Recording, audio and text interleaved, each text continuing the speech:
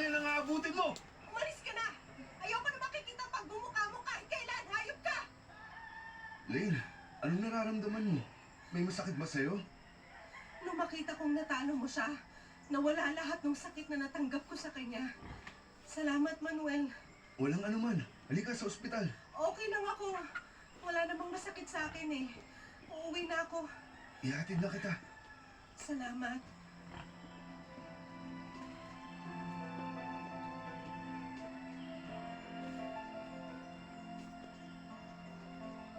Hindi ko maintindihan kung ano ang nangyari ng araw na yon, Papa Dudut. Pero hindi lang yung pisikal na pananakit ni Ken ang nararamdaman.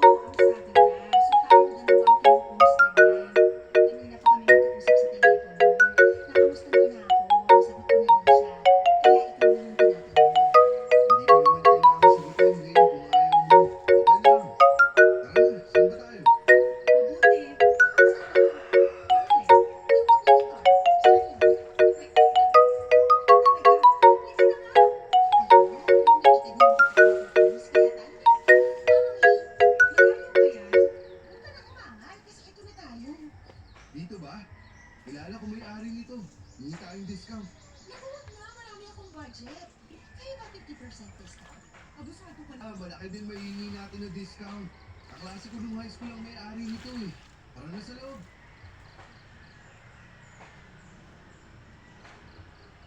Saan tayo? Doon! Ay, sandali. Bakit na naman?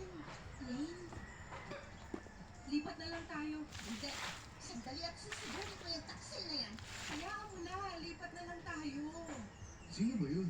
Sino pa? Yung ulo kong na-boyfriend nito ni Lane. Ayun, palabas. Halika, sundin natin. Huwag na, hayaan mo na siya. Magda sa akin yun. Che! Hold the timer! Sa sarili mo, sagot ni ma'am. Opo, ma'am. Hindi ko nagpapagalan pa mga sinasabi mo eh. Wala akong papatuloy.